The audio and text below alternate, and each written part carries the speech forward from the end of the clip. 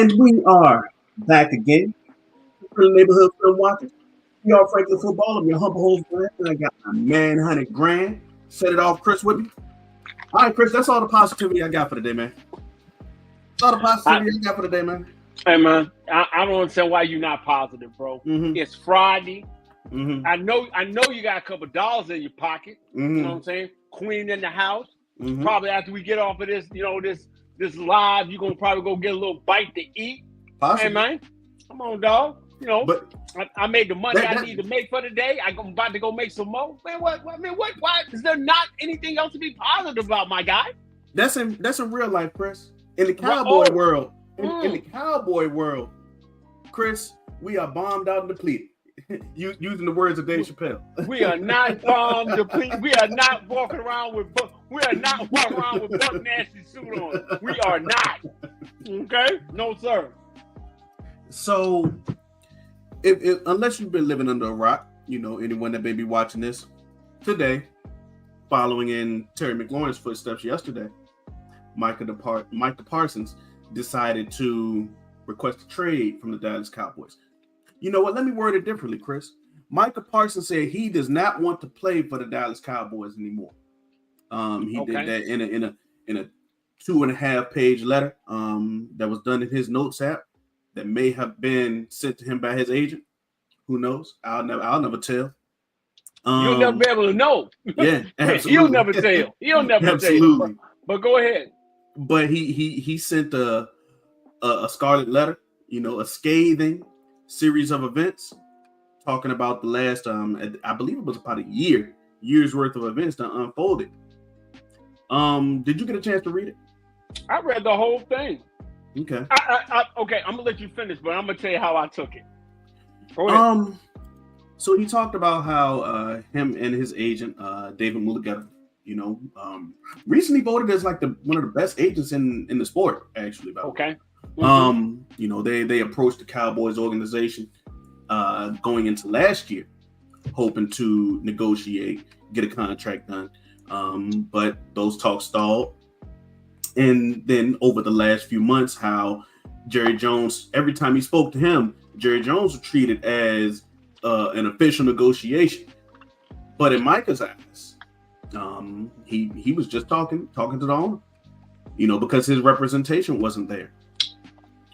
And so once Jerry and Micah, I believe it was right around the combine time, if I got my timeline right. They spoke.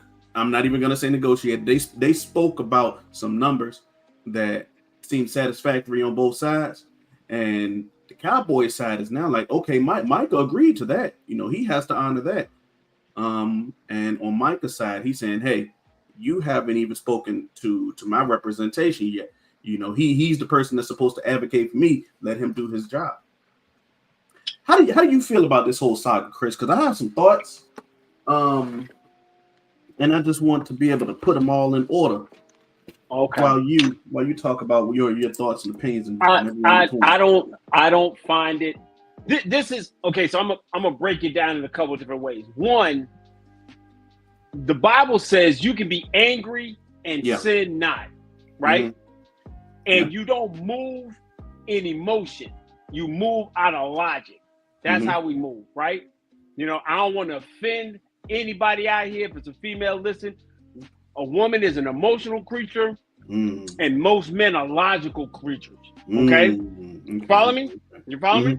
Because emotions are temporary, but the logic is the logic, right? So anybody watching us tonight, they done been on a job that they ain't liked at one point in time in their life, right?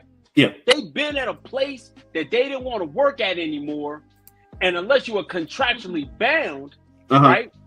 Hey, man, you ain't got to twist up. I'm telling the truth. I ain't saying nothing wrong. If you've been in a place where if you're under contract, like me, my bad, have my vitamin C drop. You're under contract, you got to stay there. Being a Navy veteran, there were places I didn't want to get stationed at. I didn't want to go to Camp Lejeune, North Carolina, but it was under my contract. I had to go, right? I didn't want to go to the USS Shreveport, but it was under my contract. I had to go. So I had one or two choices. I could deal with the repercussions of not showing up or just show up and do my job. Here's the other part where Micah's not going to get the empathy and sympathy of everyone else. Micah's getting paid $20 million this year to come and do his job. Yeah. He wants to get everything done, but contractually, the Joneses don't have to move forward. He was in a situation where he was in absolute, utter control, right? You know what he had to do? He had already put it out. Hey, listen, I've reached out to them to get this done. I've been able to sit up here and I've talked to them. I let them know I want to do a deal. You know, it's on them. I'm ready to sign whenever they want to sign. And then do this, B.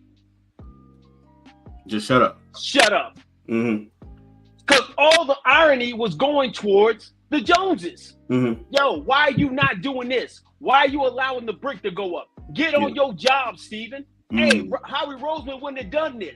Other GMs in the NFL do this. Hey, in all due honesty, get your together. Yeah. That's what it was all about. All you had to do was be quiet. But real G's move, what? In silence. Like what? Lasagna. Hey, shout out the GOAT. Shout out the GOAT. Yeah, come on, man. Shout out to my man Lil Wayne. So all he had to do was just sit back and chill and don't say nothing.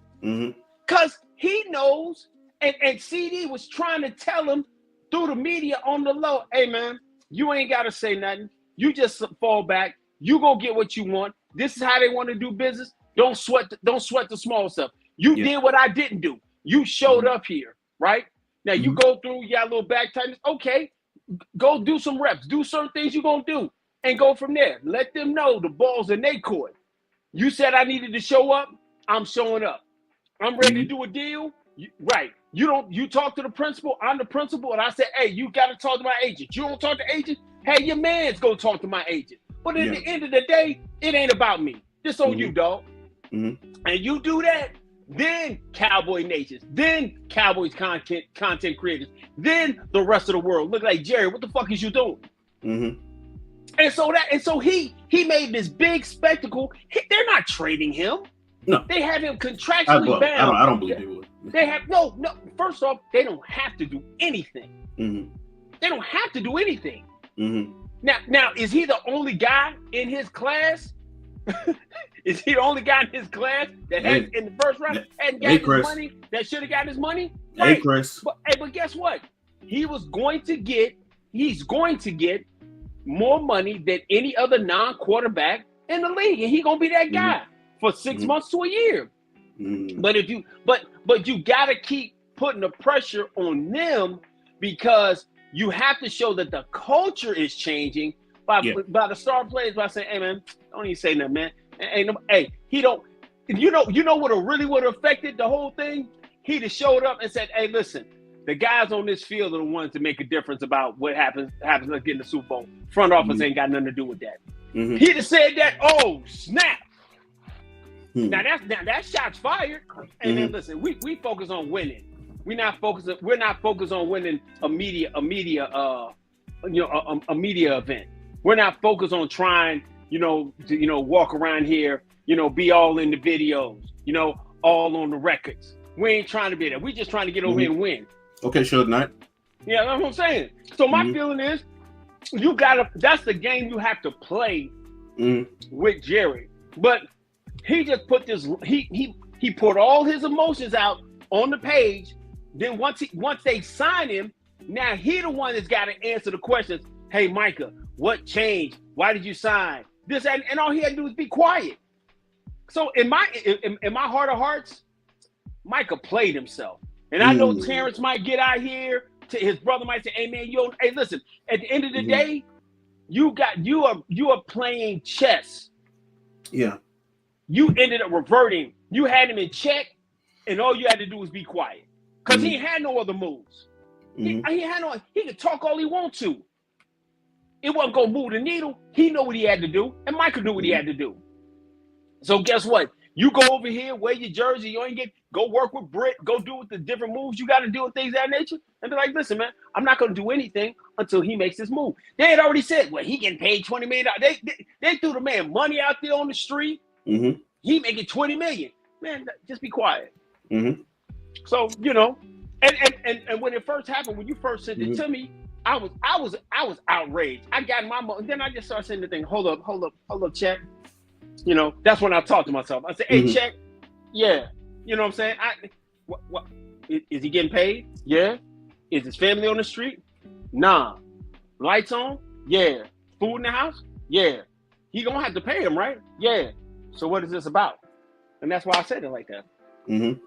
So I look at it a few different ways, Chris. Okay. You said that Micah didn't really have to say anything. It was actually beneficial to him that he has spoken throughout this whole saga, right? My reason for saying that.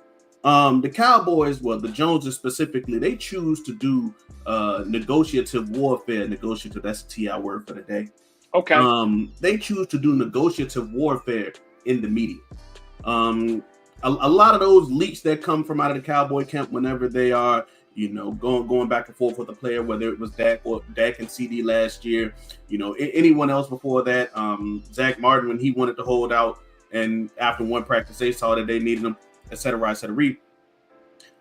None of those players chose to fight back in the media, right? Micah Parsons is the one who went backwards when it gets the tide and chose to fight back in the media. And that's for not all true, intents bro. and purposes, that's not true. That's not true. Dak has said certain things in the past about, hey, doing this, well, but Mike had already not in the same way. No, but Mike had already circumvented that. B, he had already circumvented all that. He had already said ahead of time, I want to sign. I'm ready to do a deal. It's always to the point that say, hey, two people got to be able to do a deal. And see, when they said, hey, sign Micah, he got to be willing to sign. Nah, that's bullshit. Y'all know everything that's got to go along with it. You got to take that $42 million, put it in escrow. It ain't like you ain't got it. The last TV deal made sure you had enough money to put in escrow for everything. So it ain't like you ain't got it. Micah had them in check. He had already said, I'm ready to do a deal. I'm waiting on them. Whenever we ready to go sign, let's go sign. Let's get to the table. Now, so he did everything that he didn't have to say anything else. Sure. But think about it this way. The way that the Joneses do, or let me even specify it a little bit more. The way that Jerry Jones wanted to negotiate, especially in this case, I can't speak for others just because I'm not privy to it. But the way that Jerry Jones wanted to negotiate in this case, he wanted to speak specifically with Micah Parsons, them agree to terms, and then the contract gets signed. But that's okay. Let me land. That's not how things go, though, right? Jerry didn't want Micah to speak with his representative, his advocate. Let's even word it that way. The person that he pays to understand this stuff. And in order to be an agent in the NFL, you have to be a lawyer for all intents and purposes. Okay. But Jerry, on the other hand, Jerry wouldn't write those terms and for that contract himself. He would have someone in that department, that is a lot more smarter than him when it comes to those things, write up all of the terms, conditions, all of the bylaws and things like that for the contract. And he wouldn't have a problem with that person doing their job, but he wouldn't want Micah Parsons to have his representative, his advocate, his, I hate to use the term employee, as an agent, but sure, he employs him. I try to show respect to somebody. Hey, look, move get a dog. You know what I'm saying? Right. He wouldn't want Micah to use his employee to do their job. He would not want anybody else's representation doing for him what he would want Micah to do. But here's the problem, B. He has dealt with everybody's agent. He's dealt with Todd France. He's dealt with everybody's agent before. So and that's why I worded it that way. That's why I said specifically in Mike Parsons' case, because I'm not privy to everybody else's, No, but every deal that he signed. So let me ask you this. Does that make Jerry look like a hypocrite in this case? No, it just like pointing that out. No, it makes it to the point he playing. Hey man, he playing the shell game. That's all he doing. He got you on the street corner playing 3-card Molly and playing the shell game and distracting you from what's gotta happen. What you got, you gotta pick the king out. You gotta kick the ace, right? The ace is still on the board. And the ace on the board is you're going to have to sign him. You're going to have to pay him. You can pay him now or you can pay him later. The price of the brick keep changing every day you wait. And it only go up. And it's only going up. So you talking about, oh, well, ain't no pie. We got to, we got to make sure people are leadership. We expect people to, you did everything that dude was talking about doing. You need to be a leader. You need to show up. You need to, all these different things. He does all that. But the fact of the matter still remains, you just got to go and sign the paperwork. You're not going to get me less than what $1 more than the guy who's the highest paid non-quarterback in the situation right now. And you still going to have to go talk to my agent. I don't care if Adam goes to talk to him. I don't care if Steven go and talk to him. You can run whatever numbers you want to run it that way because you're going to have to do that. Yeah. So I'm just, all he did by making this long dissertation was just put him in the news cycle. And that's all Jerry wanted. Because now the focus goes off of him, right? Goes off of Jerry. Now it goes on Micah. Now you got, he's getting paid $20 million. He should just show up and work. Because half the jokers, hold on, here's the thing. But what I'm saying, B, he's getting paid. He's getting paid and he's showing up.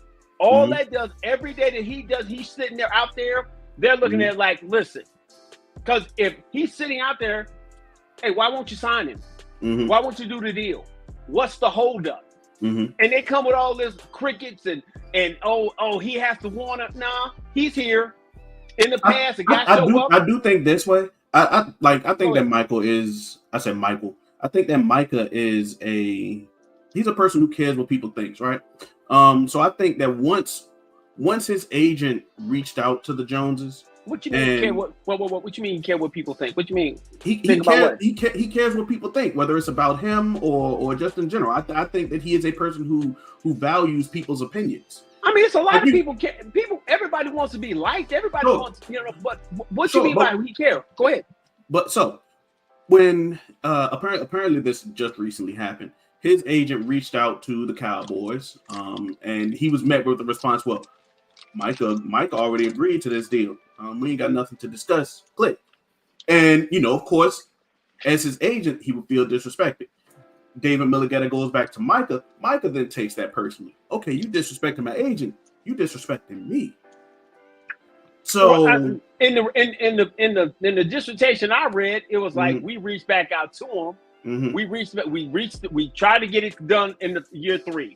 Yeah. They said they didn't want to do anything. We said, cool. We'll wait to end of 24. 24 ends. We come back. Hey, let's get together. We talk. No discussion. We wait till March. We at the combine. We talking and whatnot. So we saying, hey, let's go. Now it's to the point of saying, hey, let's go forward. Now it's like, oh, well, he talked to the president. He agreed, or we already talked about it. Well, either if you talk to him, you still got to talk to me. Yeah. And I'm still going to advise my client. I've already told my client we're going to leave money on the table. He said, I don't care. Let's get the deal done. So when he's already said that before. So all he got to do is be quiet and say, listen, I'm ready to sign. I'm ready to go forward. I already know what's on the table. I've been ready to sign. This is on them. This ain't on me. All he had to do is be quiet. Yeah, they do be quiet. Now he walking around there, man, because he can't practice and stuff like that. I can totally understand that. But you got to do whatever you need to do to keep yourself in shape while you wait for them to do what they're supposed to do. Sure.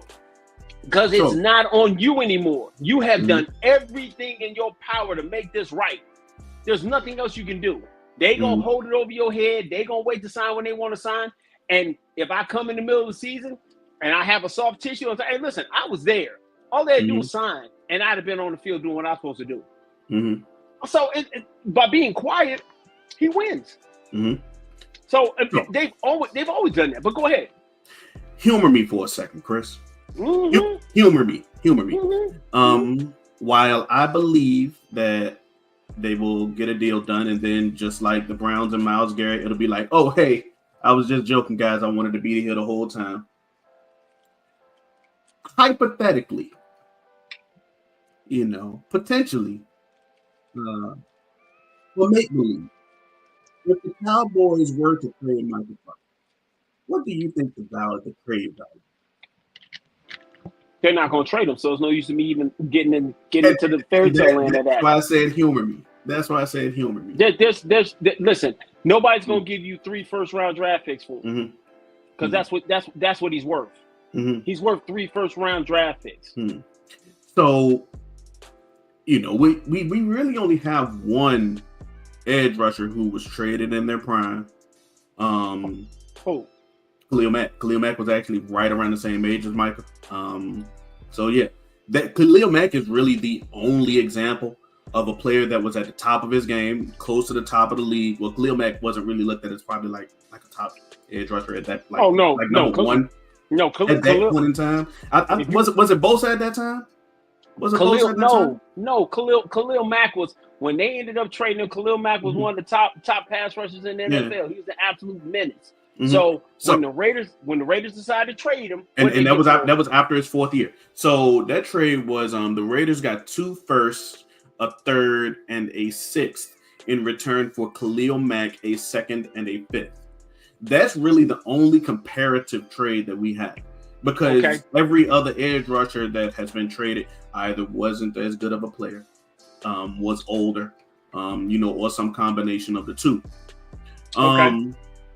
So I think that you kind of got to look at the Khalil Mack trade as like, if in this make-believe land that Micah was traded, because personally I don't think that he will be. I think that they'll just get a deal done, and because they pissed him off, they're gonna have to add some extra money on top, right? They're gonna pay him. Yeah. They're gonna make him the highest paid absolutely. But instead of it being 41 a year, it'll end up being like 42 and a half or something like that. That's kind of where I'm getting. It was gonna be 42 anyway. He just needed to be quiet. He just needed to sit there and say, "Hey, it ain't me." Hey, he needed to do the Drewski meme. Ain't me. I'm here. What else I got to do? And every time when they came, even the day when him and Trayvon did the little press conference outside, right? Trey could say something because they're eviscerating his character and his work ethic and who he is, right? And get money out of his pocket. Don't you think that they kind of doing the same thing to Micah by saying, "Oh, Micah, you get paid, but he gotta want us to pay him"? Like, don't you think that that's kind of coming at Micah's what is it? Want to be with the team and things of that nature? No, because if he didn't want to be with the team, he could have stayed away like CD did last year. Yeah. CD said that hurt me last year, being away from the team, coming in when I came in, and went from there. If I'm sitting there every day, listen, I mean, I know it's been many, many moons since you've been living with your parents, right? And if you wanted something, right, and you walk around with the sad face, right, they always get that look off your face. I mean, I'm just here. I mean, what you mean, right? Yeah. You just got the same look on your face every day, and what you need to do has to be done. This isn't, it wasn't something that, it just put us at the top of the news cycle, which this old crazy ass dude want to get. But what you do is don't say nothing and keep pointing the finger at, hey man, this dude is adequate. This dude is old. He's decrepit. He's antiquated. He's out of touch with reality. Stop, cut the bullshit. Hey, we had folks talking about, hey man, the only way things gonna change is unless them 3 dudes get in the plane and fly over the Bermuda Triangle. This is the kind of, because you have to take the focus off the player, put it on the management. Put it on the management for them to do what they're supposed to do. We done talked for 24 minutes behind something we know ain't gonna happen. He ain't leaving, and Jerry gonna have to sign him. What we talking about? And for what it's worth, the Cowboys did come out and say they have no intention of trading. For what it's worth, it wasn't about what it was a no-brainer. All it did was make it seem like Micah's is an emotional, unstable creature. That's what it made him look like. He's emotional and unstable instead of just falling back and living with the logic. They need me more than I need them. Yeah. Okay. Come on. So I think that. Go ahead. No. So like I said, we done talked 25 minutes about something that we know no matter when he put it out, wasn't gonna happen. We could have just went back to sleep. We could have went back and took a nap. Talk to me when we talk about football. And I got that from our buddy John Herndon and a group chat that I need to add you to. Some really good guys that talk football, and just like, hey man, wake me up when we start talking about football, because this ain't got nothing to do with football. It's the same circus we've had for the last 30 plus years. He's got to be the ringmaster. He's got to be, he's got to make it the greatest show, the greatest show you ever seen. Instead of focusing on the main thing, getting folks signed, getting guys acclimated, getting tough, being physical. Let's talk about that part, right? Because you ain't got a whole bunch of, you've never had a whole bunch of hoopla behind guys who's winning. You don't hear that in the Chiefs. You don't hear that in the Chiefs camp, right? You don't hear about it that team in Philadelphia that that's walking around with the trophy. You don't hear about all that. You want to be talked about behind something that you got to already do. Get your ass out of here, Jerry. Man, it does suck, because in a lot of ways, but for the most part, for 31 other teams, the GM can't afford to get their emotions involved because their job will be on the line. You know what I'm saying? It sucks, and I say that. Jerry Jones can get his emotions involved in almost every aspect, and then have no repercussions, because at the end of the day, he on the team, right? He cut all the checks. So as much as I love the Cowboys, man, he makes it hard to root for them. You know what I'm saying? No, he don't make. When you're talking about football, I can root for them for football matters. But he has shown you time and time and time again that he wants to be the center of attention. So I didn't want to talk about that. I told you I didn't want to talk about this in the first place, because it is not going to change anything. It's great. It's great stuff to content about, but man, we talking about something that ain't gonna change, man. And the first thing they said, oh, we ain't gonna trade him. So now he looks emotional. Micah looks emotional. Micah looks like he's a petulant child. Micah looks like he's a spoiled brat. Because the common everyday man, Micah gonna make $20 million this year. You can give me 10% of $20 million. I'm golden. Our situations are different though, Chris. That rookie contract came from what Micah did in college. The next contract came from what he did over the last 4 years, and that's kind of how the NFL works. No, but the working man that's sitting here watching us, this working man that's on Twitter, the average person, like, well, he is getting paid $20 million, and he's going to have to get paid here no matter what. They're going to have to pay him. So if they don't pay him this year and they try to take him to his 5th year and franchise tag him, he's going to have to get paid the top 5, which is what? 37. He's going to get 37 million guarantees. I'm not sure what the franchise tag will be next year. I don't know. It don't make a difference. He's going to get guaranteed money. So he's going to make in the next 2 years more money than 85%, 98% of the people in the world. Yeah. Probably 99. Probably 99. 99.6. Gonna make in the world in 2 years. They ain't gonna make that in their life. And so they gonna look at him as being, oh, he's just being spoiled. Oh, he's a pampered athlete. They know some of them other folks that like to wear them, them red hats and talk about making America, such and such. How they coming at him. All I'm saying is, if you just sit back and chill, right? You good. Hey man, I'm such a movie head, man. Man, listen, Frank Lucas said the loudest one in the room, right? Usually the weakest one in the room, and he's just been quiet and just chilled and just let that dude rattle off and talk. Everybody's saying, yo, man, get this old man ass out of here, man. Hey, Jerry done lost it. Hey, man, get. That's all we were saying. All you had to do is chill.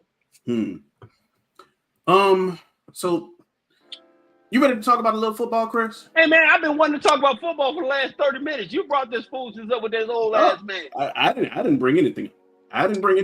Micah Parsons brought this up when he posted his notes app. I didn't bring anything up. You said let's talk about it. I said, Yeah. hey, Hey, man, look, hey, no, we got an no obligation to disrespect. the people, Chris. We got an And no, obligation to the people. we got obligation to keep folks centered on. We are about frankly football. Yeah. Coaching matters. Mm-hmm. Hey man, there's old people in your life and in Ooh. mine. I'm actually I'm glad that you mentioned that coaching word, Chris. Go ahead. Man, it's like this is one of those things that's like a sabotage for Brian Schottenheimer, man. You know, he's a first year head coach that he's been in the coaching atmosphere for a while, right? Finally get his shot, and then he has to deal with this star player. You know, some all of the hoopla surrounding his star player, the biggest player on his team. Man, that is definitely a level of sabotage by ownership. No, but it only became sabotage. Mm-hmm. It only became sabotage when Micah said something. You think so? You don't absolutely. You don't think that there was a level of sabotage when they just decided not to call his agent back in March and things like that? They don't call nobody. That man sat up there in that press conference and said, I only talk to the principal, which means I talk to the player because I want to deal with the player. We know that's a lie though, because talk to Trayvon Diggs' agent, talk to Dak Prescott's agent. No, what he's saying, he don't initially talk. He talked to the principal. He got somebody around there that he pays handsomely to go talk to the agent. Then they come back and he got to sit down with the agent eventually and sign it. Yeah. Todd France ain't missed one mortgage payment messing around with Jerry Jones. He done got his bread and done bent him over twice. Yeah. Pause. Oh my goodness. Pause. You know what I'm saying? Yeah. But that's what he did to him, right? So it's not when it's gonna happen. It's not if it's gonna happen. It's when. So all Micah had to sit back and say, you know what? Guess what? You might not know his name, but you gonna pay him that. You gonna help me pay him that 15%. Yeah. And kept it pushing because you need me. 15% a lot though. Hey, I don't know if look 15% be crazy. Look. Hey man. Hey man. I mean, it doesn't make a difference. He gonna pay it. He gonna end up paying it, right? Sure. And go from there. That's it. Said he gonna pay it. So you know what? Do you think now we can actually go to football? Now we can actually go to football. Thank you. There we go. All right. So Chris, we've now had 2 weeks of camp, right? We have now had 2 weeks of camp. Has it been 2 weeks or just a solid week? Just a week. We about. We started last Tuesday, so we roughly 2 weeks in, roughly. Okay. You know what I'm saying? So Cowboys have had 2 weeks of camp. Who do you think have been the top 5 standouts in this year's training camp? In Oxnard, California. Well, like I said, I didn't start thinking about this until I was talking. Shout out to my man John Hurden. And, Coach Willie and all those brothers, man, in that group chat that we kick it back and forth around. They kind of threw that out earlier today. And it kind of started going through my mind. I'm going to give you mine. You can give me yours. You probably won't have the same guys. I'm going to give you my first one. The guy the number one guy who stood out to me has been Rain Dakota Prescott. I think he has been sharp. He's been crisp.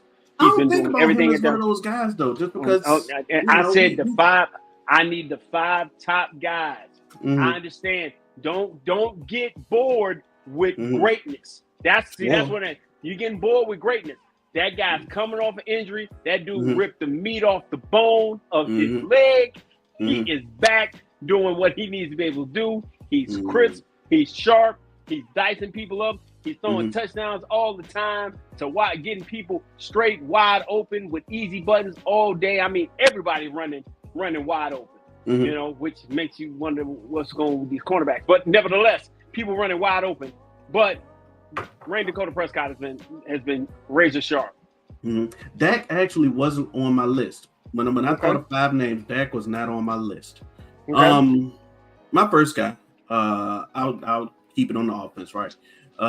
George Pickens, man. Okay. And my reason for that, and really, I could have went a different way with the receivers as well. But man, George Pickens have been lighting things on fire, pouring gasoline everywhere. It has been storyline all off season how much we needed a second receiver, how much this offense would struggle if it was just CeeDee Lamb and the Pips and or Lamb and the Temptations. There we go. I'll use. Yeah, come on, man. Come on, Otis. Come on, hey, Otis. Man. But getting George Pickens there, man, it's like day one, rep one. He's had an immediate impact. And yeah, man, it's CeeDee Lamb is doing CeeDee Lamb things, right? That's not even being hidden. But dog, it's like every George Pickens rep in practice turns into a highlight reel. He's doing somebody's son filthy. Okay. So I think that he has been easily the biggest standout in camp so far. Now Dak got to give him the ball, so I feel where you're coming from. My mind just didn't go to Dak because we kind of know who Dak is. No, you don't. Dak is healthy. Dak is a good quarterback. Okay, but the whole point was everybody's hollering, "Oh, he's injury prone." You said it. He's been hurt 2 out of the last 3 years. The biggest question you were going to have: 3 out of the last 5. Okay, 3 out of the last 5. He's been hurt. If he doesn't come back sugar sharp, hey, we don't know what we are. But 4 comes back being 4. My second guy has got to be Sedarian Lamb. You know what I'm saying? I think his name is like I think his middle name is like Francisco or something suave like that. Some smooth, that I don't need, but I'm gonna figure it out. But yeah, Sedarian has been top 2, 3. He's in that argument. You trying to figure out who's 3 top wide receivers in the league between Chase, Jet, and then you got to go Sedarian. So that's my mindset. And so he's when been it comes to that fourth okay. spot. This is just me. When it comes to that 4th spot, it's kind of like a toss-up. Well, I will say I put CeeDee Lamb at 3rd, but I am not upset at the people that choose to put Amon-Ra St. Brown as like their 3rd receiver in the league. I love Son God St. Brown. You know what I'm saying? Shout out to Vach, who gave him that name many moons ago. Son God St. Brown. I love him, but I'm not putting him ahead of CD. CD is been that dude. I personally don't. I'm not mad at the people that do. Yeah. So it tomato. You know what I'm saying? But you look at it like that, and so CD has been everything. Beating double coverage, putting going over the top of people, running past people, crisp, catching the ball, just being him. Been in motion everywhere, absolutely. Yeah, being in motion, and then getting on the podium and being emotionalist in his talking. Listen, I'm not about to sit up here and go back and forth with you about nothing, man. I know who I am. Y'all know when I'm healthy who I am. Y'all know when I got a healthy reign who I am. Keep thinking you don't know, and I'm going to show you. You know what I'm saying? I love it. So, CeeDee Lamb was another one of those guys where it was like, we know who CeeDee Lamb is. So it's like, all right, cool. CeeDee Lamb is just doing CeeDee Lamb things. So it's like, I'm used to it. Okay. I'm used to it. So because CeeDee Lamb is doing CeeDee Lamb things, he's not standing out. He's looking like CeeDee Lamb. You know what I'm saying? But you can't get yourself bored with greatness, man. See, that's what ends up happening. Am I getting bored with greatness, or am I expecting it? No, he's doing exactly what I expected. A receiver of CeeDee Lamb's caliber to do. No, but honestly, what he's doing, he's looking like he's taking it up another level because of his maturity. Here's the thing that we railed against him is about being his immaturity on the sideline, not seeming like he's maturing. And all he did was just mature. Hey, I'm gonna get here. I'm gonna do these pressers. I'm gonna say what I gotta say. This is how I'm not going to go over the top. I'm not going to raise my voice. I'm going to be really, hey, this is what we're doing. Let them think they're going to go ahead and double me. George is going to kill them. If they double George, I'm going to kill them. And as long as 4 is healthy, I'm fine. No big hoopla. Play with me if you want. Play with me if you want. You're going to find out. You know what I'm saying? You're going to learn today. You don't keep playing with me. You know what I did. You saw what I did. Yeah. So hey, go with that. Do you think that he's been, because CeeDee Lamb is usually really animated and stuff like that, right? Do you think that he's like George Pickens' accountability buddy or something like that? The reason that both of them are taking a much more collected approach? No, I just think for them, They're just really just to the point. Listen, we gonna be chill. We gonna be quiet. We gonna let our play on the field do our talking. Yeah. That's what we're gonna do. People already want to say that you a YN. You gonna wild out on the field. All that. We're not gonna do that. We gonna keep it low key. We ain't gonna say nothing. We gonna move real smooth, quiet. Put these numbers up. Cause terror, mayhem, and chaos on this field. And we're gonna get people fired. That's what we're gonna do. We're gonna have them working out DBs out there. We're gonna get somebody some frequent flyer miles coming out the Oxnard because we out here setting people on fire. That's what we doing. My second guy, Chris, was Jadon Blue. Jadon Blue, guy who, despite the pre-camp notions about him and things like that, somebody who once the pass came on, because that's really, really matters with the running backs, has come in and is slowly but surely starting to be the guy who's separating himself from the pack. He's able to do the blocking things. He's able to do the pass catching things. He's able to do your traditional running back things. So it's great to see that we got a guy who is starting to separate and is starting to distinguish himself from everybody else. Because, man, I mean, you know as well as I do, prior to training camp, after post draft and all of that stuff, man, the running back room was an area of concern for the team.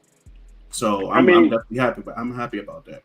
I mean, we were up in the air about who's going to be that guy. We kind of want to see how it's going to play out, and it's kind of played out a certain kind of way where Javonte Williams, he hasn't shown us anything, or none of the highlights have shown us doing anything spectacular. Miles Sanders had, a couple little flashes there, but Blue has been showing you he has the ability to take it from, he gets to 0 to 100 real quick. Yeah. He gets in and out. He's running. The biggest thing we wanted to know, could he run between the tackles? He's been able to do that. So Jadon Blue's one of the guys on my list. But yeah, he's been a pleasant surprise. Hope that Phil Moffitt kind of finds himself again. Phil Moffitt is who? Phil Moffitt is who Phil Moffitt is. I guess. Phil Moffitt. He's not college Phil Moffitt right now. He's not running like college Phil Moffitt. He thinks that he's running like he is, a shifty, East and West back. That's never been what he is. he's a complimentary back that's just a pounder. So he has an identity crisis right now.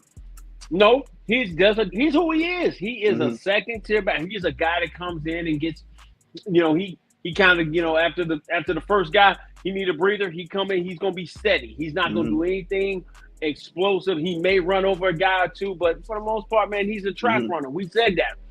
Put him in the lane and run the track. That's what he is. But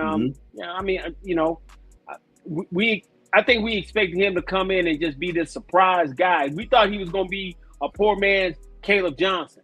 That's what we thought he was gonna be, and he's not. He's Phil Moffitt. Just let him be who he is, man. Who's your third guy, Chris?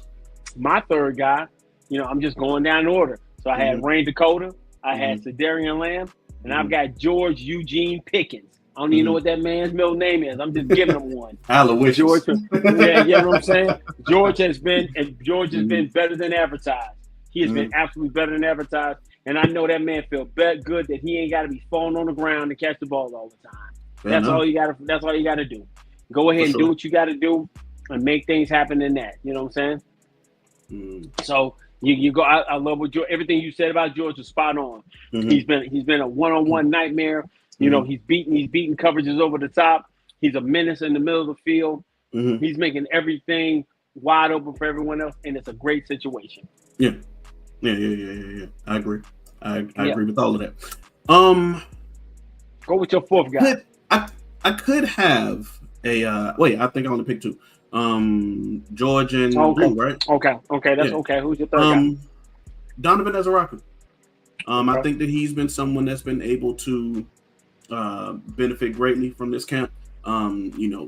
Distinguish himself from some of his not constituents but peers in the edge room.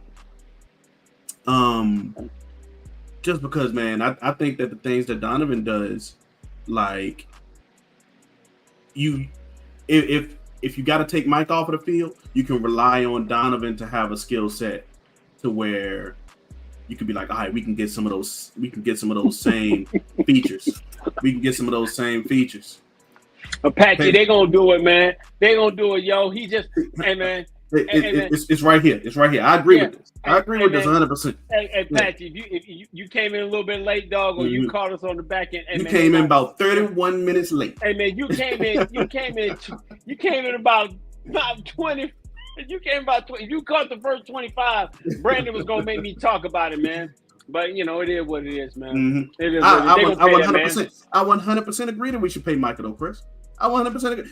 And for what it's worth, I think that we are, because the last star player that the Cowboys have actually managed to let get away was DeMarco Murray.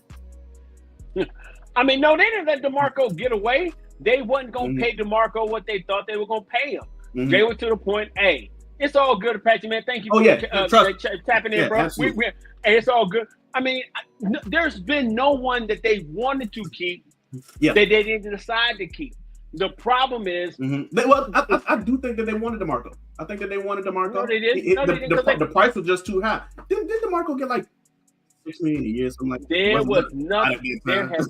There has never been a player that they wanted to keep that they have not kept. Mm-hmm. You want to know who could have been on that star list, but just couldn't get right? I mean, there's a number of guys. Randy Gregory. Randy Gregory got away for $2 more in the cost of an airline ticket, but he couldn't become the star that he was meant to be. They clap every day for the fact of the matter that they dodged the bullet.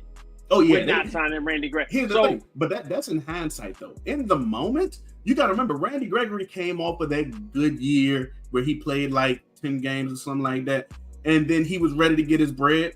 And I think he accepted the exact same contract with Denver, but he just felt so disrespected by the Cowboys. He was like, "Look, F y'all, I'm out of here." Right? He signed the contract. He signed the exact same contract with Denver that he would have got here. So what did he feel disrespected about? Probably the back and forth and the media negotiations. No, it wasn't even that. They signed him. We was all hyped about it. There was something about weed in it. He didn't like it, and so he went to Denver, and then turned around. That. Yeah, I remember that. I remember that. Yeah, same numbers, just didn't have that clause in it. Right, and so he turned around and he went right to Denver and showed it. Yeah, but at the end of the day, I do think that if he could have gotten his head case, I said his head case just because if he could have got his head right on his shoulders, he could have been in that category. But Randy could never get right. You know what I'm saying? I mean, the thing about it is, it was all the point where Randy just wanted to smoke weed, and the league hadn't come, and the world and the league hadn't come to the mindset. Hey, we gonna let you smoke weed. We gonna tell you when you're gonna smoke whatever. But my whole point goes back to this: they dodged the bull with Randy because Randy. I don't think he played a year or 2 years on that deal. I think he might have played most of that first one. And then so they'd have been on the hook. So thank Randy for showing his ass when he did. besides, I personally believe that DeMarco. I think that DeMarco got away because of money. They haven't let a star get away, like a star player. Like they let some role players get away. Shoot, Dante Fowler got away. Dante Fowler wasn't a star when he left year before last. But as far as stars, the Cowboys generally don't let stars get away. I think that's kind of common knowledge. They gonna turn around and say, "This is what we value you at. Yeah, you have a deficiency here. We're gonna let you go somewhere else, do it, and then if you do it, you can come back." Washington got plenty of money. They ain't had no problem paying nobody. They decided they didn't want to pay him whatever it was to do what he had to do over there. They kept Dorrance, let Dorrance go do his thing, and I'm fine with that. My whole thing is they're going to do what they need to do. Like I said, if he says nothing, we're not talking about Micah. We're talking about the Joneses. So and that's if he would have kept quiet, if Micah would have Yeah. kept quiet, Chris, what do you think changes today, a week from now, 2 weeks from now, a day before the season starts? What changes? They're gonna have to pay. Listen, he turns around, he's gonna get paid $20 million. I'm gonna go out and do my job and do what I'm supposed to do. Yep. Me saying it that you know you need to do it, all that's gonna end up happening is you're gonna have to pay me more bread than you want to. Don't make a difference. It doesn't make a difference. What you do is you put the irony and the onus on management, the front office, to do what they're supposed to do. Hey, Chris, nobody else. Go ahead. Let's address this comment right quick. Let's put a bookmark in Micah Talk Part 2. I'm glad that I reeled you back into that one. Appreciate you. Got me Pat. back in. Patchy, I love you, bro, but you got me back down in this hole, man. Go ahead, man. So go ahead, man. Comment says Osa can't be just a pass rusher. He has to be a key factor against the run. I would agree if he had, the trash can full of dirt guy next to him.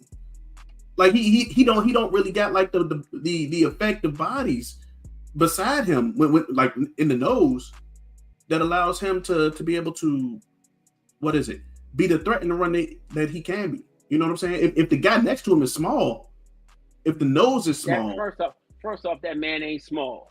That man is not small. That man is 310 pounds. If the nose is undersized, there we go. He is not undersized. You're right. Deuce Vaughn is small. You're right. Deuce Vaughn is small. Yeah, right. He's not small. The thing about his play has been ineffective. But if you look at Osa's numbers and Jalen Carter's numbers, they got the same kind of numbers. The thing about it is that their first and second down player is effective enough to just stay there and hold and do what he's got to do. Absolutely. Our first and second down player is getting his ass thrown out the club. But when you run it with a rotation, do I have to play the sound effect? No, you don't. I can do it. No, you don't. You don't have to. When my man is getting pushed around, bullied, stuffed in the locker, that's what ends up happening. So you're gonna have to have a rotation. You're gonna have Jay Toya. You're gonna have to get something from Winion or what's his name? Tommy King. No, we're not talking about Tommy. We're talking about Jay Toya. Perrion Winfrey. Perrion Winfrey.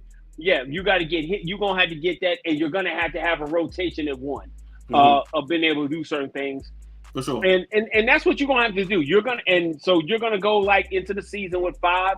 5 in that inside. You're gonna go with Simon Thomas, Osa, Mozzie, Jay Toya, and Perrion. That's what you're gonna have to go with. And then if it get hurt, you're gonna have to figure out, if Tommy is ready to get a couple snaps in there. Most of those guys, 3 or 5, our one techniques are on Goat Watch, man. They on the Goat Watch. All right. You know what I'm saying? Hold on. It's a family show, Chris. It is a family show. Anybody out there understand when I say Goat Watch, they on Jeff Heath Goat Watch. 25 snaps.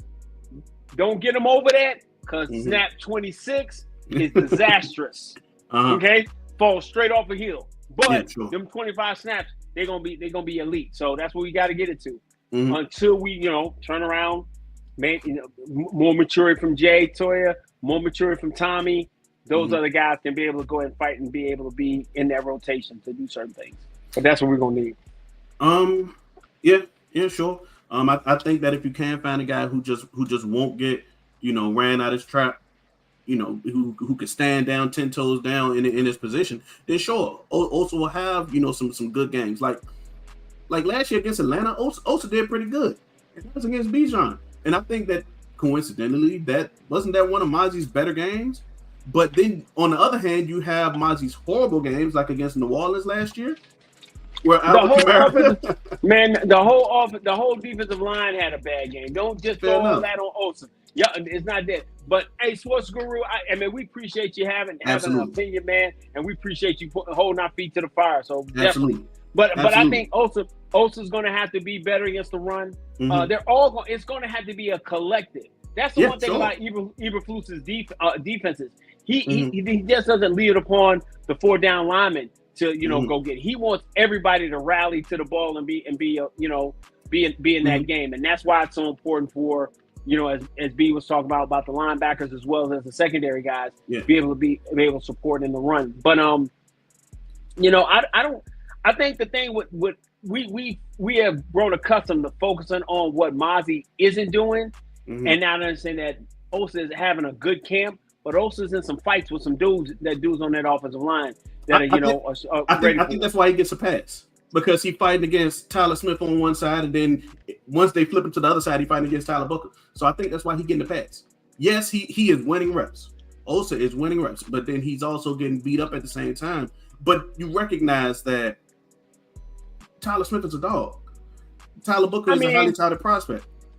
Man, listen, all it is that Mozzie's been that kid that done got in trouble, and you just ain't giving him no pass when he's doing certain things. And the problem I have said when Mozzie was having a good day. No. Listen, man, you have more random Joe Milton comments. Like, what's your random Joe Milton comment for today?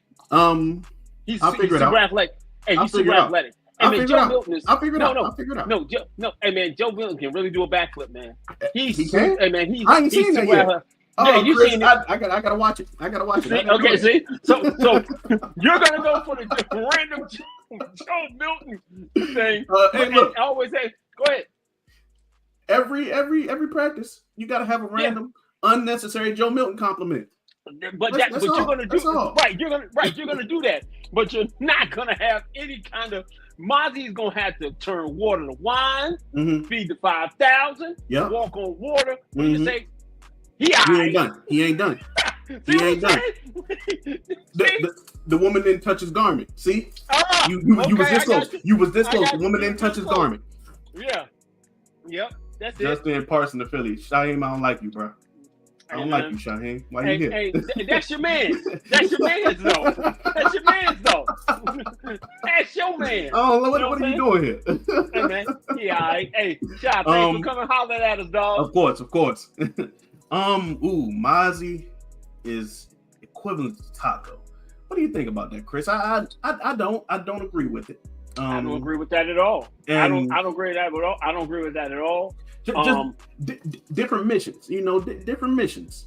No, it's the fact of the matter. We as Cowboy fans have a problem with Michigan players. It starts with Taco, right? It goes to Schoonmaker, and now it's laying on Mozzie. So I'm just being honest, man. Charles Woodson could be coming out next year in the draft, and just because he playing Michigan, we don't want him. For sure. You know what I'm saying? And that's the recency bias as Cowboy Nations. We kind of lump on people.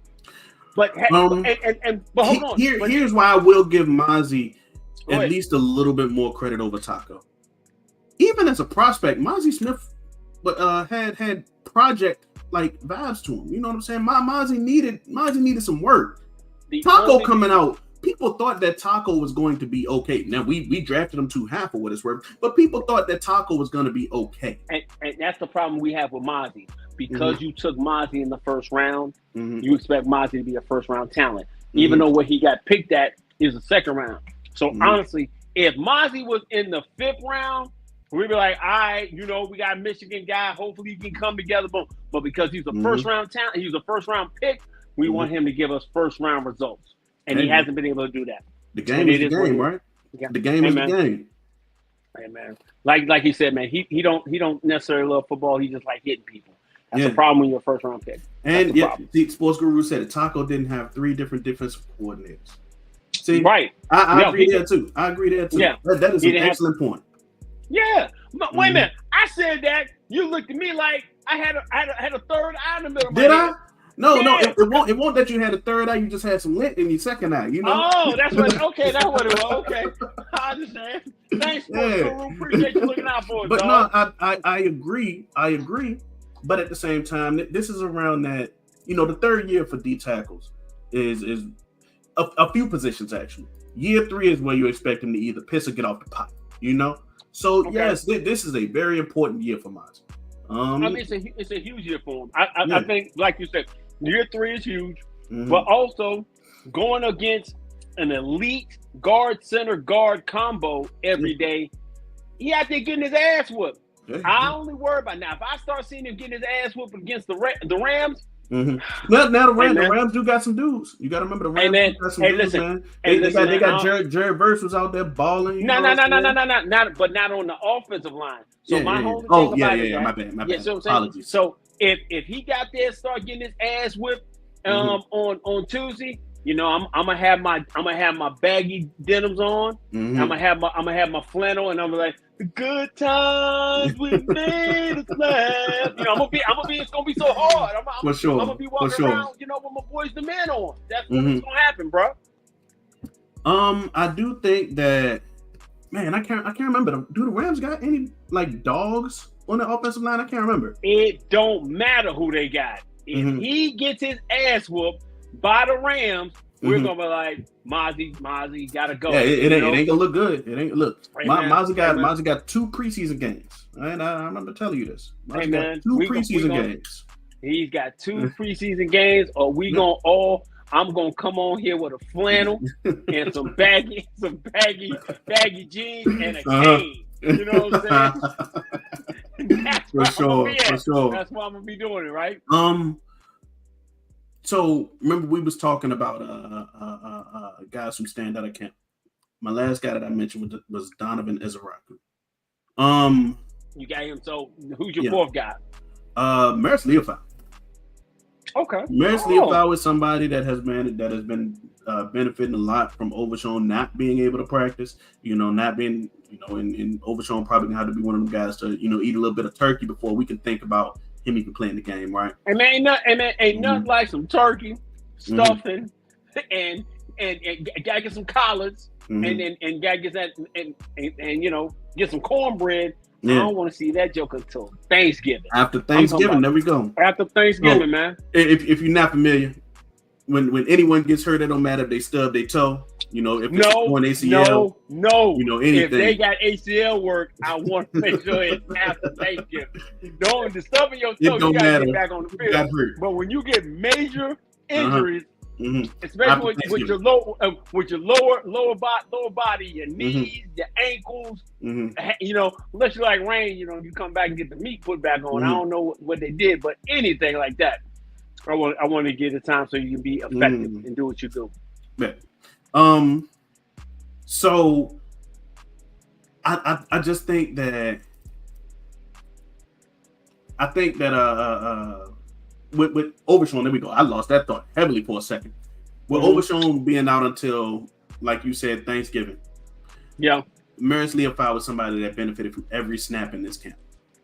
Okay. Every snap, man. He looks to be able to read things better, you know, that are in front of him and be able to get to the point of attack well.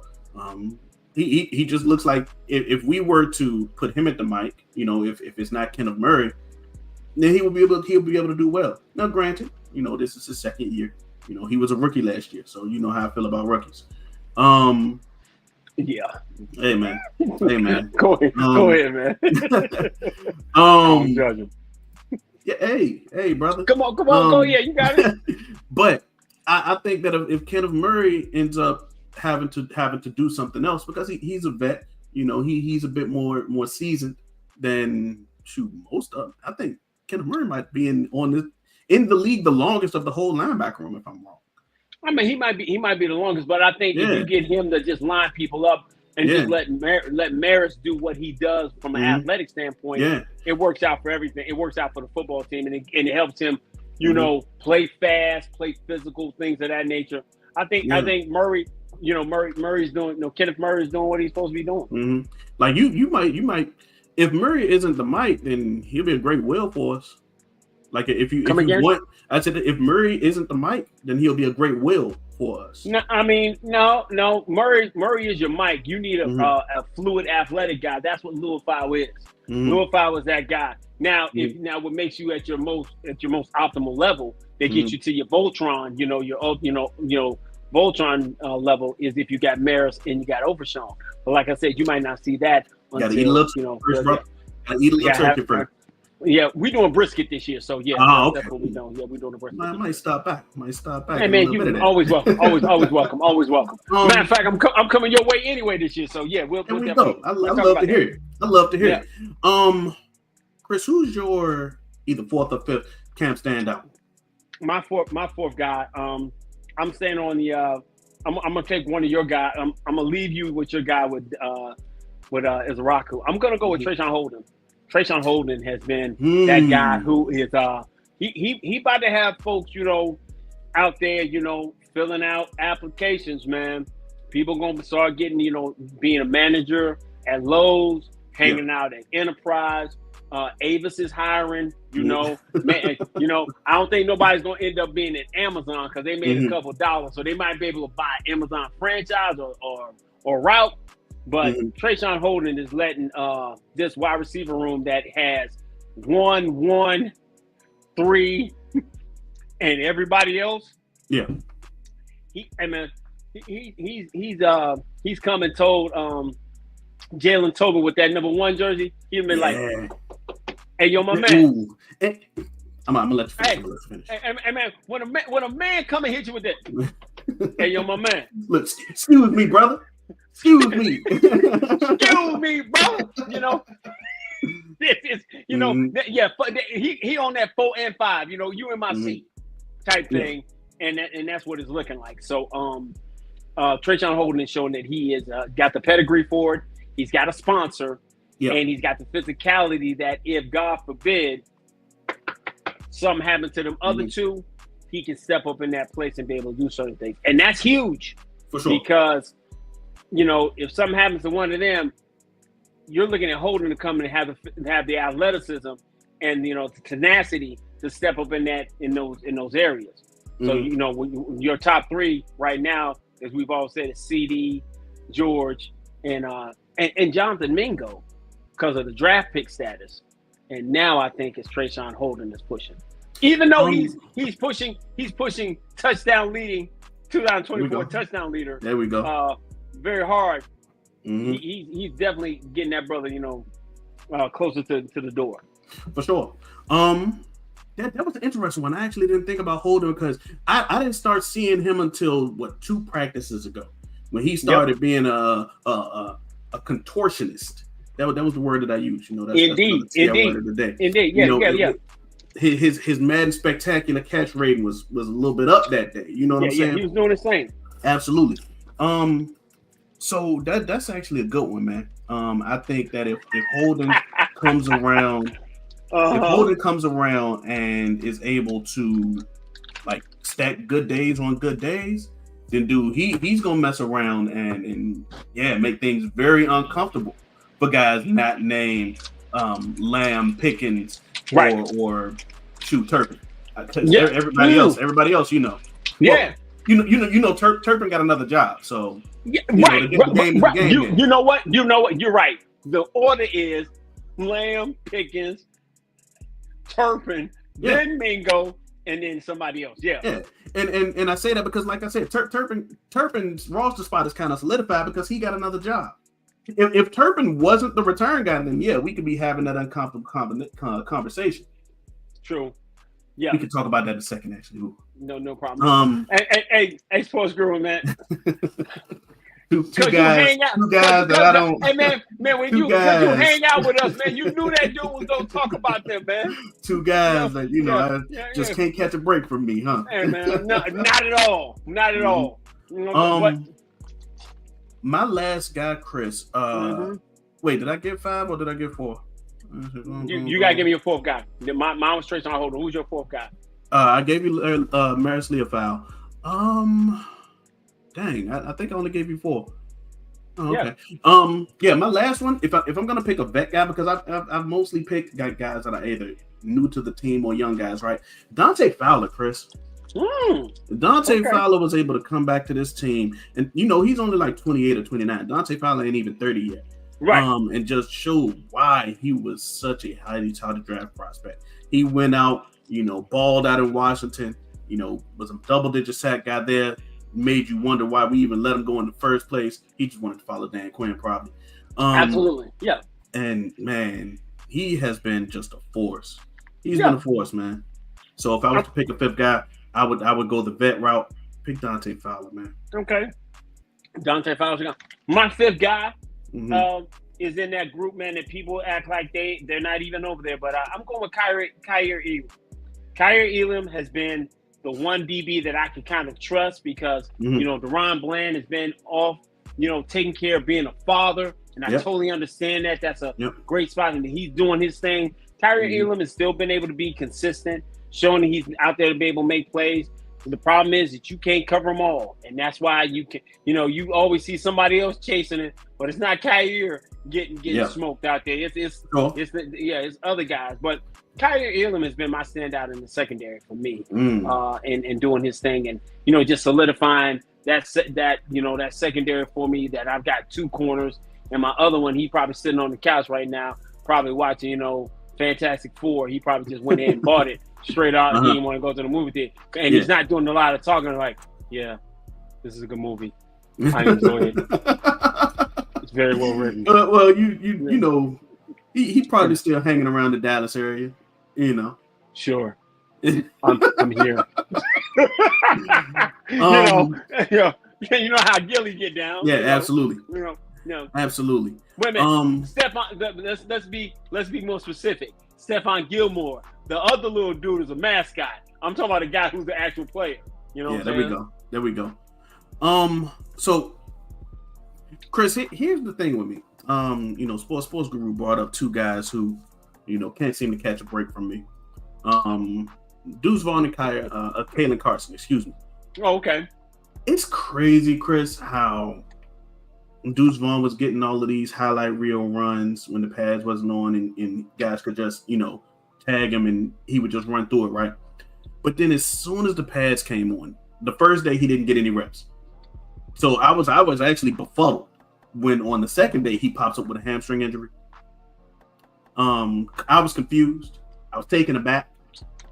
Befuddled, taken aback, and confused. Okay, yes, I need your next. Okay, I'm waiting for your next adjective. Go ahead. No, I ain't got no more right now. You ain't got no more. Okay. No, not right now. Can't use them all. How A, did Deuce Vaughn get hurt or did he get hurt? You know? And B, man, it was like I thought that Deuce Vaughn was stacking good days.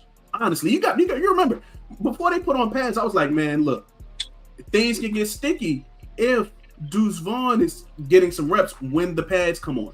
And then Deuce Vaughn didn't get a single rep when the pads came on. Not one. He ain't got one yet.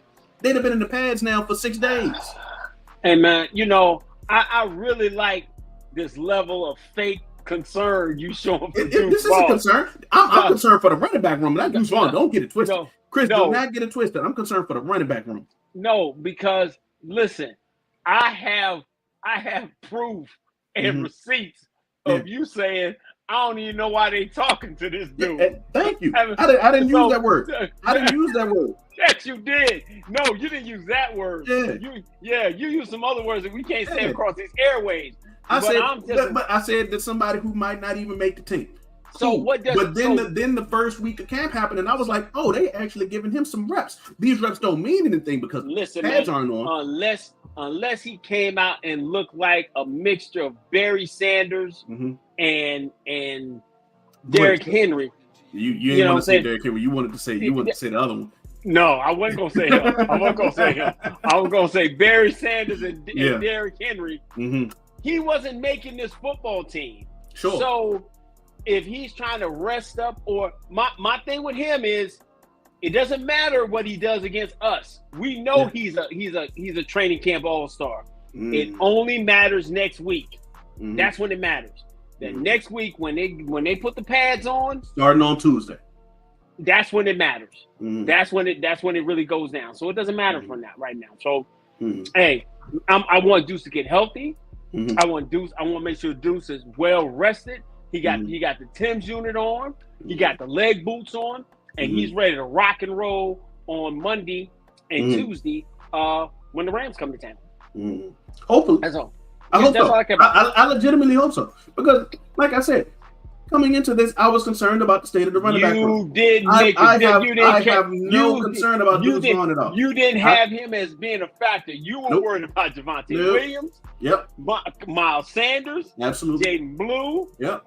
Kavonte Turpin. Yep. And Phil Maffa. Spoke that into existence 2 years ago. And Hunter Lipke. Those are the 6 guys you were worried about.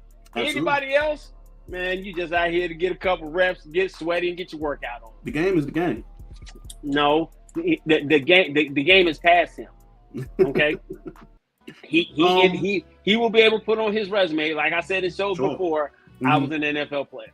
Yeah, yep. And this is year 3 for him, vested. Yep, that's it. He's vested. And Kalen Carson.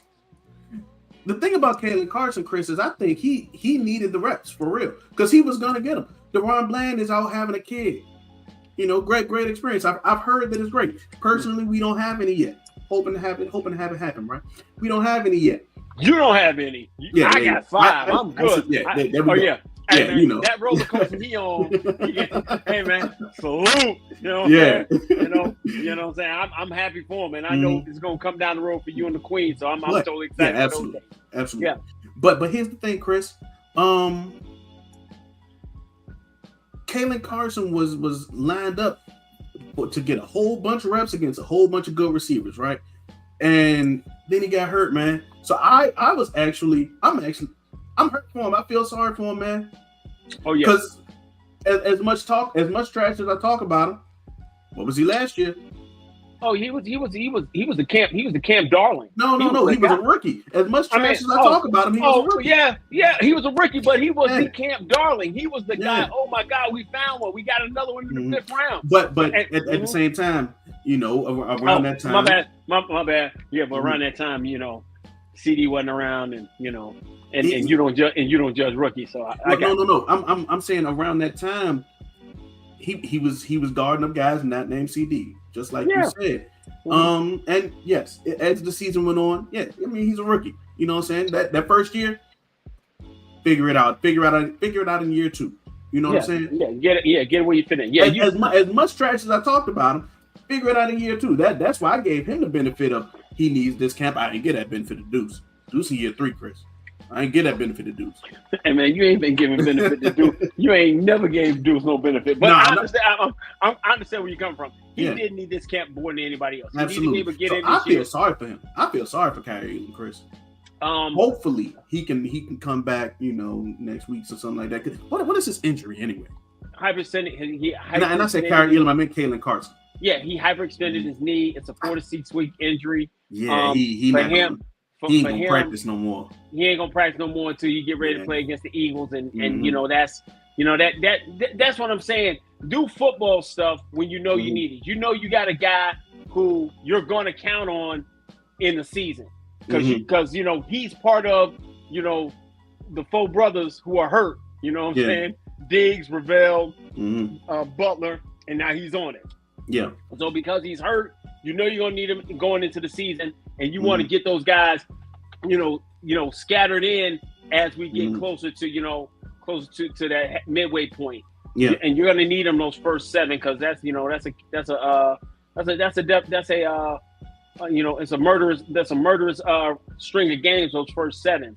And how you come out of those first 7, and then you get those three games in 13 days. That's always a gauntlet. So you're gonna want to sprinkle those guys back. Probably Diggs comes back a little bit early. Hey, we get Ravel back. Okay, hey Butler, and then hey Carson, you get back, and then hey Butler, you're all the way back here at Thanksgiving or whatever. So go sign a veteran. Not a veteran. Stephon Gilmore. I don't want because if you say just if you say just sign a veteran, you end up with Christian Matthew from Baltimore. Yeah, he's not good. Yeah. I'm just saying, man. I didn't want to get insight how Gilly gonna hit you with it. You know what I'm saying? Yeah, we had a good practice. He's not that talented. Yeah, I'm ready to go. Kind of stuff like that. Yeah, you know what I'm saying? That's what you want. So, but man, I do. We gonna see against the Rams, guys. Because in the same way that we say, Pickens and Lamb, beat up guys not named Diggs and Bland. You got to deal with cornerbacks. These cornerbacks in Dallas. There we go. Man, I got tongue tied for a second. They're gonna get a chance to guard receivers not named Lamb and Pickens. Yeah, Puka will be there, but I don't think that Puka is as good as Naaman Pickens personally. I mean, he's top 5. Let's go ahead and get him in. He's in that top 5 range. You know, he's a guy that's been electric since he's been in. Puka Nacua is one of those ones. No, like not I my said, opinion. I just went down the list. Not in my opinion. Okay, I mean, yeah. you know, I mean that's the beauty of frankly football. You got your opinion, I got mine. You know, but you still gonna have to guard him. They got some other guys over there that they're excited about, and we just gotta go line it up. But yeah, Kalen Carson is he's gonna be needed. He needed them reps, man. He needed those reps. Yep, he needed those reps. Let me see, Chris. Is there anyone else that you kind of are looking forward to seeing against the Rams? Like, I can tell you who I'm really looking forward to see. I want to see Tyler Booker fight with Jared Verse. I want to see that. Go. Yeah, we on the same page. I want to see that. I definitely want to see. Yeah, I want to see Tyler. I want to see that. You know, George, you know, CD and George gonna do their thing, man. But but I don't even think they ain't gonna play. They're not gonna play that day, so I'm not expecting to see them. So, yeah, I'm not worried about CD or Pickens personally. They kind of I put it this way: they're not gonna play they're not gonna play in the game on the weekend, but during that, you know, that inter squad scrimmage, they're gonna get down there. Now that's what I want to see. I want to see that for sure. Yeah.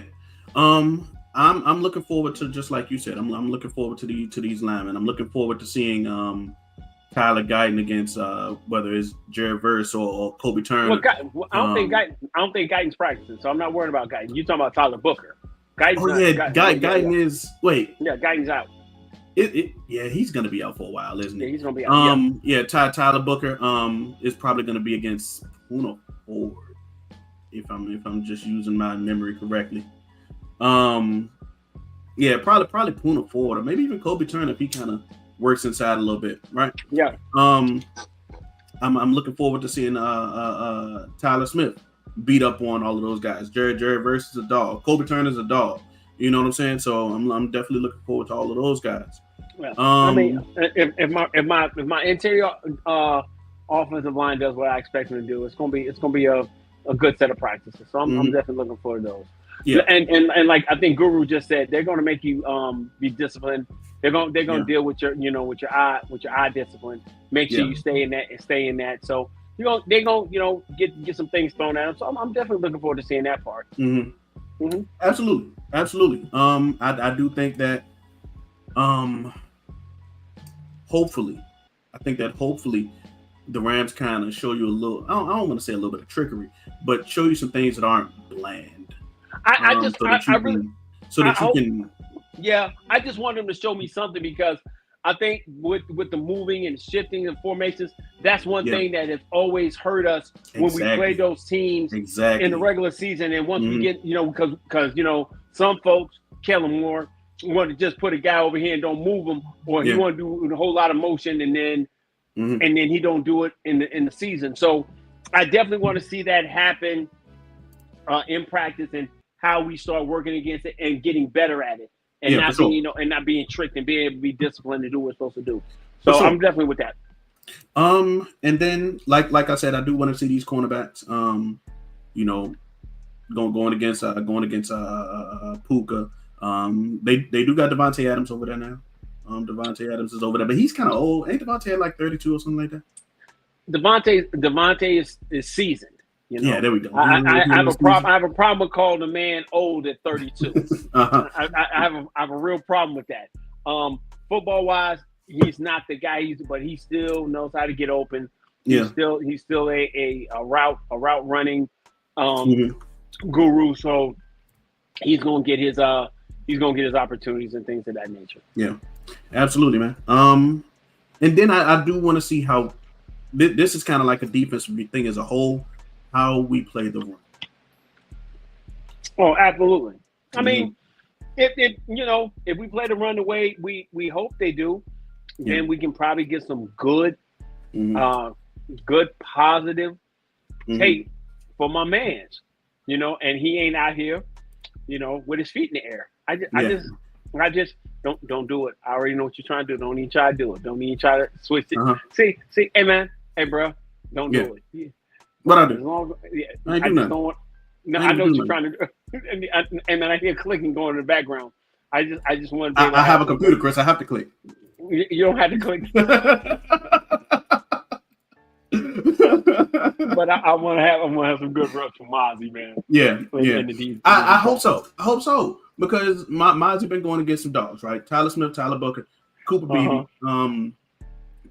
I think that Cooper Beebe is one of those guys that Cooper Beebe was a good lineman, like a great guard. He just had to learn how to do center things so that he can go from being a good center to a great center, right? And I think that as you go into year 2, he'll learn how to do his job a little bit better. And I think that he's doing that. He probably spent a lot of the all season getting his He's snap techniques better and things like that, hey, refining dude. his craft. He was only bettered by a guy that was at West Virginia, was at Pittsburgh, and was the best rookie center. He was the second Yeah, best rookie center in the league. yeah. Took Ain't all that the crazy? snaps, did a great job. So I'm definitely excited about seeing what he does. And it doesn't seem like So he's falling off. I so think think he's about he's, that. he's working. So think about that. Mine's been practicing against those guys, right? Right, right. He's going to get the opportunity to practice against people that are not as talented as those guys. Talented, So right. I do hope in these joint practices and things like that in the eventual preseason game, that he gets to take advantage of that lesser opposition. You know what I'm Right. saying? Not saying that whoever is in whoever the Rams center or guard. No. Rams got Steve Avila. I forgot. He actually pretty. He a dog. But I don't know who their center is. Hey man, we're gonna find out. Mm-hmm. I just want him to have. I want him to just try to stack a day. Yeah. Just There try we to go. stack Stack a day. Just one. stack a Stack the day. first day. Worry One about the day, first day. one day where he's not, dancing. Mm-hmm. He's Uh-huh. not dancing. So, Okay. but yeah, man. I mean, or not dancing backwards.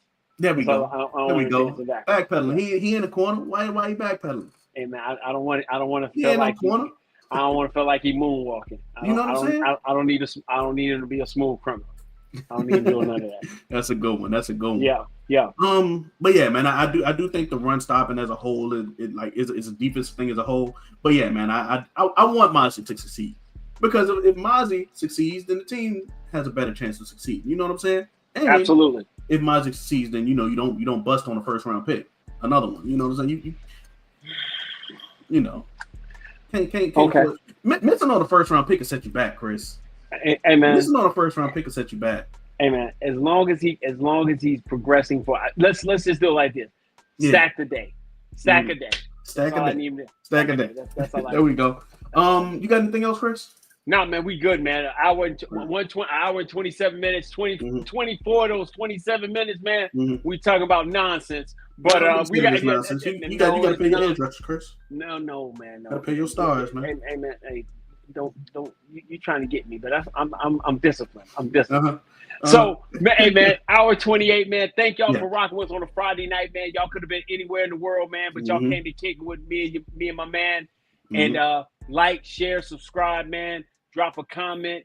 Definitely keep rocking with us, man. Help us get to our goal so that we can continue to keep dropping these just dope videos out here in this, in this YouTube world, man. I am the guy that's at the gas station that's got 37 cents short on this bag of daggone flaming hot Cheetos that I want, man. And I'm kicking it with my main man on a Friday, and we will forever and ever be known as Frankly Football. So until next time. Peace.